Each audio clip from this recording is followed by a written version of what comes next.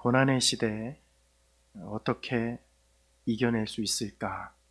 이런 제목으로 하나님의 말씀을 나누겠습니다. 고난의 시대에 어떻게 고난을 이겨낼 수 있을까? 여러분, 우리 한국 교회는 미국의 청교도 전통, 그러니까 일종의 펀더멘털리즘이라고 하는데요. 그 펀더멘털리즘을 그대로 수용한 미국식 교회입니다. 그것이 사실은 우리 한국 교회의 모습이에요.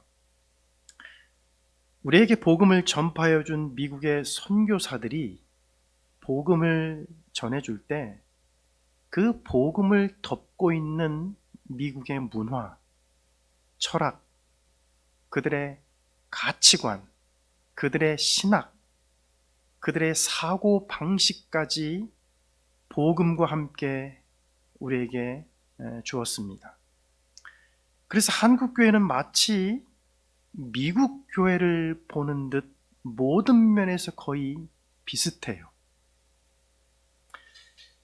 제가 아주 오래전에 미국에 머물러 있을 때 제가 처음 미국 교회에 출석을 해가지고 이 예배를 드리러 간 적이 있었습니다.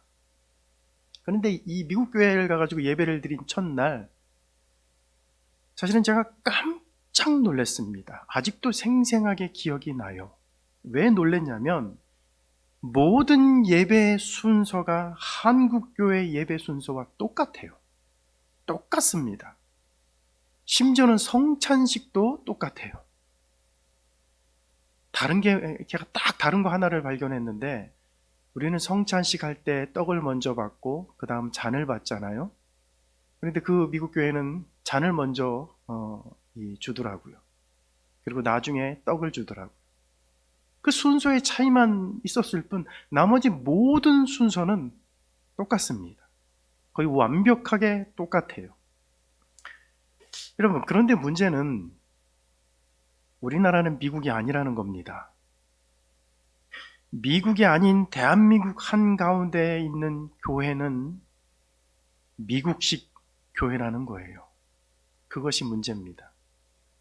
그래서 우리나라의 어떤 신학자는 이런 한국교회의 모습을 보면서 이렇게 말을 했습니다. 이것이 바로 한국교회가 한국 사회와 어울리지 못하고 외딴 섬처럼 홀로 뚝 떨어져 있는 것처럼 보이는 이유다. 여러분, 교회가 혹시 혼자 뚝 떨어져서 아무리 자기들끼리 여러분 잘하는 것처럼 그렇게 발버둥 치면 여러분 뭐합니까? 아무리 교회 건물이 크고 아무리 사람이 많이 모이면 뭐합니까? 한국 사회에 아무런 영향을 주지 못하는 교회, 한국 사회와 어울리지 못하고 나 홀로 교회라면 여러분, 그것이 무슨 소용이 있을까요? 여러분, 예수님이 이런 말씀하셨죠. 너희는 세상의 빛이라. 그리고 너희는 세상의 소금이라고 주님이 말씀하셨어요. 세상 속에서 어둠을 밝히는 빛이라는 겁니다. 그리고 세상 속에서 소금의 역할을 하는 그런 존재가 바로 교회이며 성도라는 겁니다. 결코 나 홀로 빛이 아닙니다. 결코 나 홀로 소금이 아니에요. 그러기에 지금부터라도 우리 사회에 기독교가 꼭 필요한 존재가 될 수 있도록 우리는 노력해야 되는 겁니다. 우리 사회와 함께 가는 교회, 우리 사회와 동떨어져 있는 나 홀로 교회가 아니라 우리 사회와 함께 가는 교회가 되어야 합니다. 그러다 보면 우리 그리스도인들에게 어쩔 수 없는 문제가 하나 발생합니다. 그게 뭐냐면 불신자들과의 마찰이에요. 그리고 그들과의 관계 속에서 예수 믿는 성도들에게 고난이 찾아온다는 것입니다.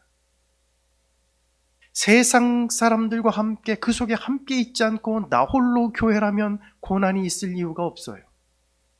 불신자들과 마찰을 빚을 이유가 없습니다.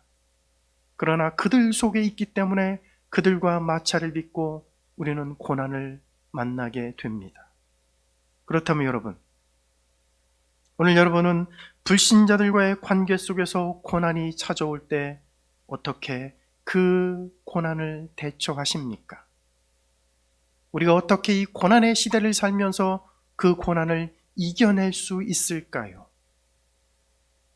오늘 본문은 바로 그 질문에 대하여 성도들이 올바른 행동과 답변을 할 수 있도록 우리를 안내하고 있습니다. 첫째는요, 선한 일에 열심을 내라고 말합니다. 우리가 고난의 시대를 살면서 그 고난을 이겨낼 수 있는 방법 중에 하나는 선한 일에 열심을 내는 겁니다. 여러분 13절을 한번 보세요. 또 너희가 열심으로 선을 행하면 누가 너희를 해하리요? 여러분 여기에 이 13절에 굉장히 흥미로운 단어가 하나 있습니다. 그냥 보면 평범한 단어지만 자세히 보면 매우 흥미로운 단어예요. 그게 뭐냐면 열심이라는 단어입니다. 여러분 이 단어는 원래 성경 원문에 보면 이 젤로타이라는 말이에요. 젤로타이. 여러분 복음서에 보면 열심당이라는 말을 여러분 들어본 적이 있을 겁니다. 열심당. 예수님의 제자 중에 열심당원이 한 사람이 있었죠. 그죠? 열심당이라는 말이 복음서에 나온단 말이에요. 예수님 당시에 이스라엘의 독립을 위해 폭력과 투쟁으로 로마에 항거하던 무리들을 가리켜 열심당원이라 그랬어요. 그러니까 비폭력주의자들이 아니라 이스라엘이 독립을 하기 위해서라면, 이스라엘이 하나님의 백성으로 주권을 회복하고 독립을 하기 위해서라면 로마의 무력을 사용해도 된다고 생각했던 사람들이 열심당원이에요. 그 열심당원이라는 그 열심당이라는 말을 성경 원문에 젤롯이라 그랬어요. 젤롯. 그러니까 오늘 성경 너희가 열심으로 선을 행하면 누가 너희를 해하리요? 거기 나오는 그 열심이라는 말이 열심당원이라는 말과 같은 의미의 젤로타이라는 말이에요. 그리고 열심당원은 젤롯이라는 말입니다. 결국 같은 의미의 말이에요. 그런데 여러분 오늘 본문에서 베드로 사도가 뭐라고 말을 합니까? 너희가 열심으로 선을 행하면 그래요. 여러분 이것은요 단순히 우리가 선을 행하라는 얘기가 아니에요. 그냥 너희가 착한 일 좀 하면서 살라 그런 얘기가 아니에요. 여러분 이 말은요 로마의 폭력과 투쟁을 하며 독립을 위해 목숨을 걸고 항거하던 그 사람들처럼 무력을 써서라도 독립을 해야 된다고 생각하면서 그렇게 열심을 냈던 그 열심당원들처럼 선한 일에 그렇게 목숨을 걸 만큼 열심을 내라는 것입니다. 그냥 적당히 착하게 살라는 얘기가 아니에요. 그러면 여러분 그렇게 살면 어떤 결과가 주어진다고 말을 합니까? 13절 뒷부분에 보니까 누가 너희를 해하리요? 누가 너희를 해하리요? 우리가 열심히 선한 일을 한다면, 우리가 그리스도인으로서 세상에 참으로 본을 보면서 선하고 착하게 살아간다면 우리를 해할 자가 결코 없을 것이라는 얘기입니다. 여러분 세상에 선한 일을 많이 하는 사람들을 나쁘다고 말하는 사람 봤습니까? 세상에 좋은 일을 많이 하는 그런 사람들을 보면서 그 사람 나쁘다고 그렇게 말하는 사람들 봤어요? 종교를 떠나서 좋은 일을 많이 하는 사람들은요, 칭찬을 받아요. 우리나라 기독교 연예인 중에 대표적으로 현과 정혜영 부부가 있어요. 그분들이 얼마나 좋은 일을 여러분 많이 합니까? 안 믿는 사람들도 이제는 다 알아요. 가난한 아이들과 이 사회복지단체에 매년 억대의 큰 돈을 기부해 오고 있습니다. 한 해도 빼먹지 않고 그렇게 매년 억 단위의 그런 돈을 기부해 오고 있어요. 몇 년 전엔요, 아이스 버킷 챌린지라고 하는 그런 그것이 유행하던 시절이 있었습니다. 그때도요, 얼음물을 폭삭 뒤집어 쓰면서 1억을 기부를 했어요. 자기 스스로 자기들 머리에 그 아이스 버킷 챌린지라 그래가지고 이 큰 통에다가 얼음물 잔뜩 담아가지고 팍 뒤집어 쓰는 거 있잖아요. 그거 자기가 팍 뒤집어 쓰면서 뒤집어 쓴 기념으로 1억을 기부를 했어요. 기독교를 싫어하는 사람들조차도 그분들의 선행을 칭찬하며 선을 베푸는 그분들을 좋아합니다. 자, 그런데도 여러분, 그런데도 그 두 사람이 기독교인이라는 이유 때문에 싫어하는 사람이 있을 수 있습니다.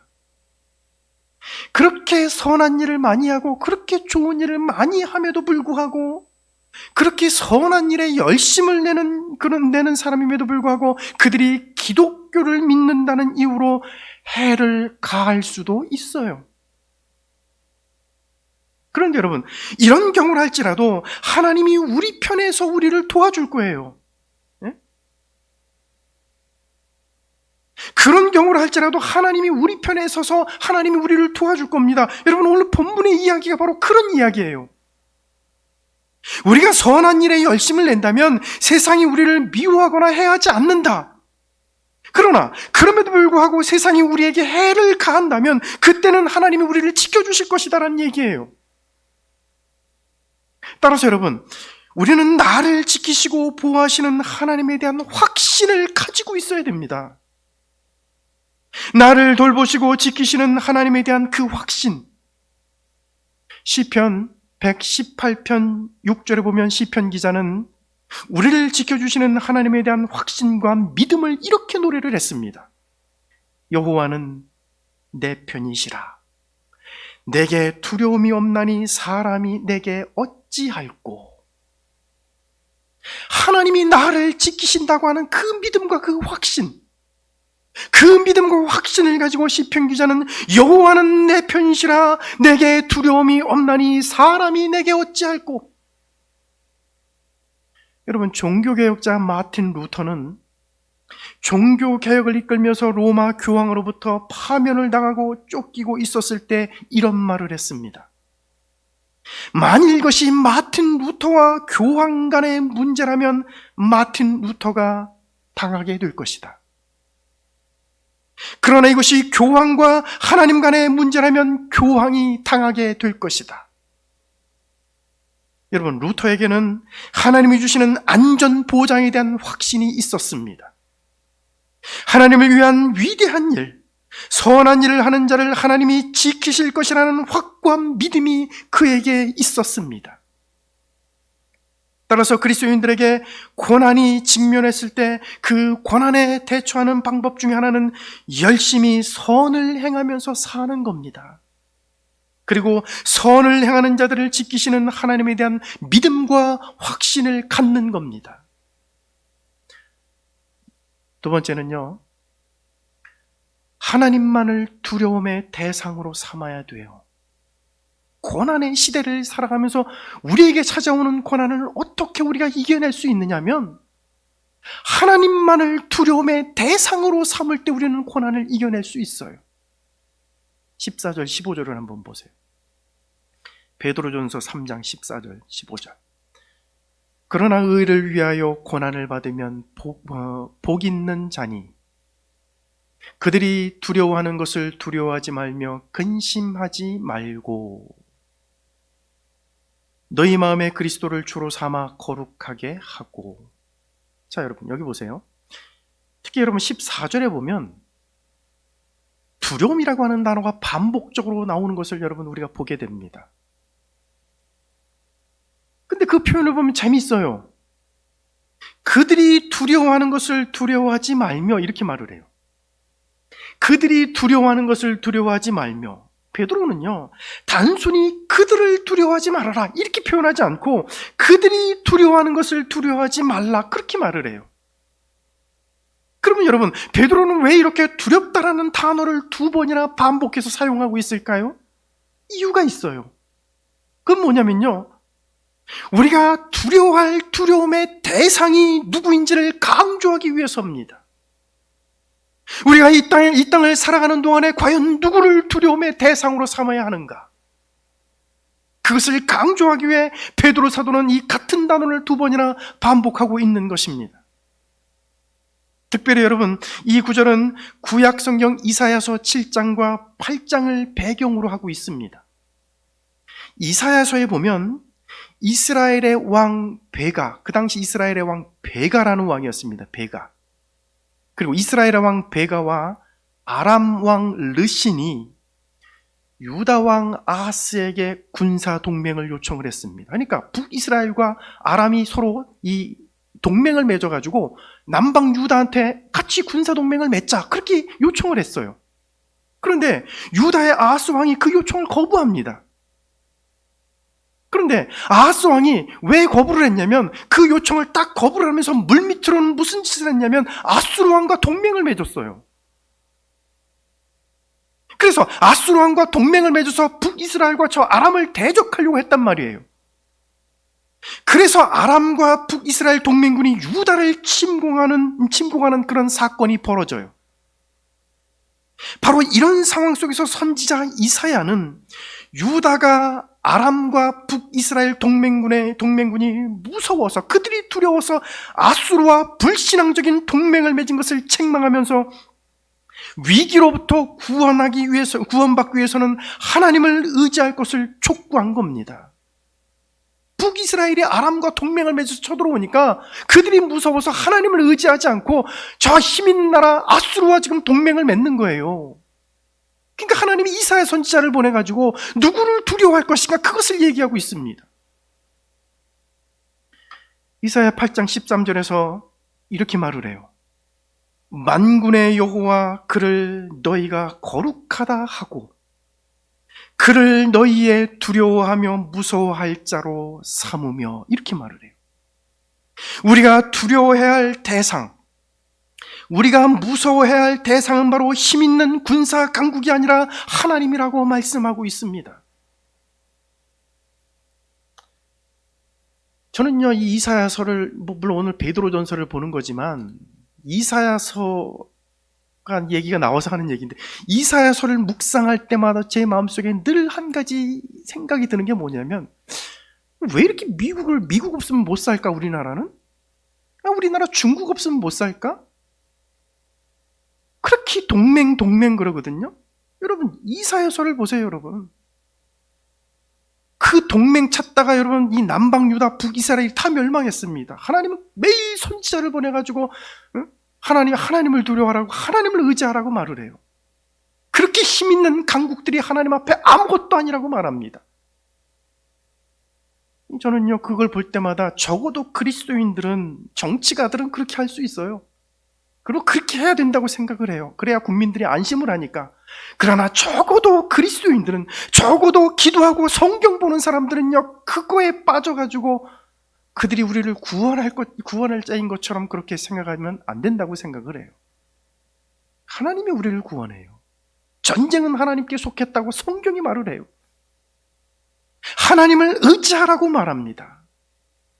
여러분, 이사야 선지자를 보내가지고 여러분, 남방 유다의 아하스 왕에게 그 얘기하는 거 아닙니까?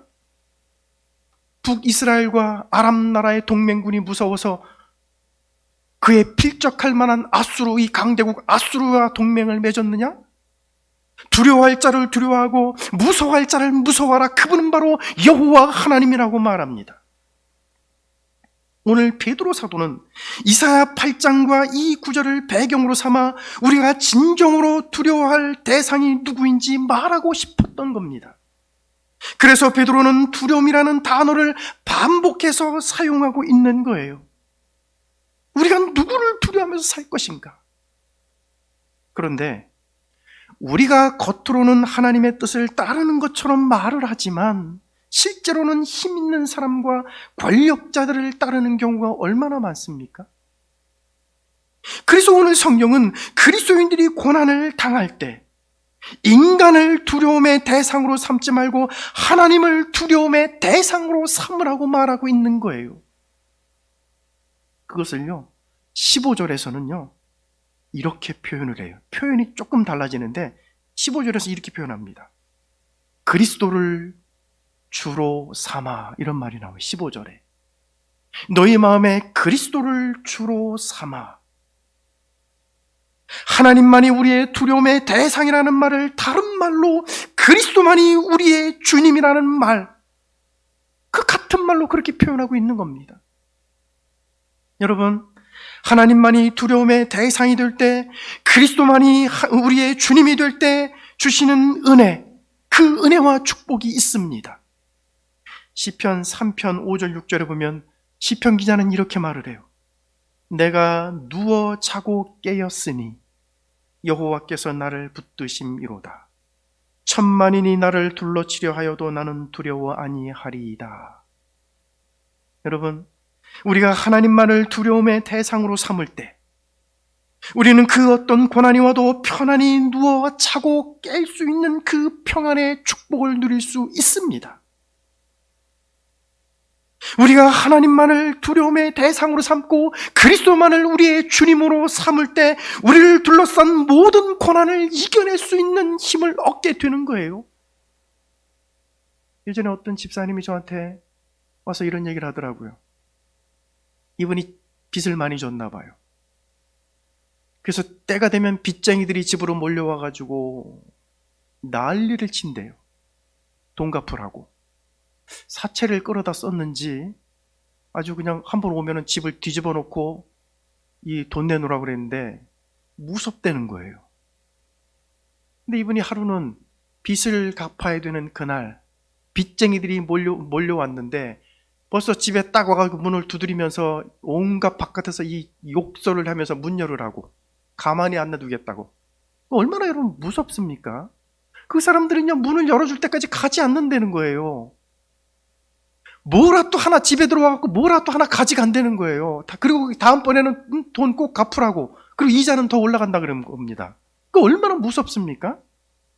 근데 이 집사님이 그날 너무 무서우니까 문을 안 열어주고 그 자리에 엎드려가지고 평상시에 안 하던 걸 했대요. 뭐냐면 그 자리에 엎드려서 통성기도를 했다는 겁니다. 평상시에 기도 잘 안 했대요. 근데 그날은 너무 무섭고 너무 힘들고 너무 괴롭고 힘드니까 하나님 살려달라고.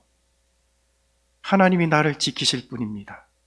나의 두려움의 대상은 주님뿐입니다. 주님 나를 도와주십시오 하고 앉아가지고 통성기도를 그냥 엄청나게 했다는 거예요. 그런데 바깥에서 무슨 소리가 들려오냐면은 이게 도대체 무슨 소리지? 이게 무슨 소리지? 자기들끼리 떠들다가 저 여자 미쳤나 봐. 그러면서 그냥 갔대요. 네? 그리고 그다음부터 안 오더라는 거예요. 저한테 그런 간증을 하시더라고요. 여러분, 하나님만을 두려움의 대상으로 삼을 때 하나님은 우리를 지켜주십니다. 왜냐하면 그 하나님이 우리의 주인이시기 때문에 그렇습니다. 오늘 우리의 인생 끝날까지 하나님만을 두려움과 경배의 대상으로 삼으시기 바랍니다. 마지막으로 하나만 더 할게요. 우리는 선한 양심을 가져야 돼요. 고난의 시대를 살면서 우리가 어떻게 이 고난을 이겨낼 수 있냐면 선한 양심을 가지고 사는 거예요. 16절 마지막 절 한번 보세요. 선한 양심을 가지라. 이는 그리스도 안에 있는 너희의 선행을 욕하는 자들로 그 비방하는 일에 부끄러움을 당하게 하려 함이라. 여러분, 양심이라는 말, 선한 양심. 왜냐면 양심이라는 말 우리 가끔 쓰죠. 양심이라는 말을 원래 영어로 conscience라는 말을 써요. conscience. 여러분, 이 말이 본래요, 진리와 함께한다 이런 말이에요. 이 본래 갖고 있는 뜻이 그래요. 진리와 함께한다. 여러분, 우리가 가끔 이런 말을 하죠. 야, 저 사람 참 양심이 있어. 아, 저 사람이 양심이 있네. 그런 말 쓰잖아요. 그죠? 무슨 얘기냐면요, 저 사람 다른 사람 말이 흔들리지 않네. 다른 사람이 옆에서 뭐라고 막 그러니까 그 말에 왔다 갔다 하지 않네. 그래도 양심적으로 말을 하네. 그래도 생각이 있네. 진리 편에 서 있네. 협박을 하고 위협을 하고 막 뭐라 그래도 흔들리지 않고 그래도 진리 편에 서 있네. 옳은 말을 하네. 옳은 편에 서 있네. 여러분, 그 conscience라는 말이요, 바로 그런 의미예요. 진리와 함께한다, 진리 편에 서 있다. 그게 양심이라는 거예요. 어떤 설교가는 양심을 가리켜 영혼의 창이라고 말을 했습니다. 러시아의 대문호 도스토옙스키는 양심을 가리켜 이런 말을 했어요. 하나님이 우리 안에 주신 하나님의 목소리다. 여러분, 정말로 놀라운 얘기 아닙니까? 양심이라는 것은 하나님이 우리에게 주신, 우리 안에 주신 하나님의 목소리라고 정의를 했어요. 여러분, 양심이 올바른 사람은요, 영혼도 맑아요. 양심이 지저분하고 더러운 사람치고요, 올바른 신앙을 가진 사람을 보지 못했어요. 그래서 어떤 신학자는 양심을 가리켜 믿음 다음으로 중요한 것이라고 말한 신학자도 있어요. 믿음 다음으로 중요한 것이 양심이다. 디모데전서 1장 9절에 보면 양심이 믿음과 어떤 관계에 있는지를 보여주는 말씀이 거기 나와요. 거기 이런 말을 해요. 믿음과 착한 양심을 가지라. 어떤 이들이 이 양심을 버렸고 그 믿음에 관하여는 파선하였느니라 그래요. 뭐라 그러냐면요, 어떤 이들이 이 양심을 버렸고 그 믿음에 관하여는 파선하였느니라.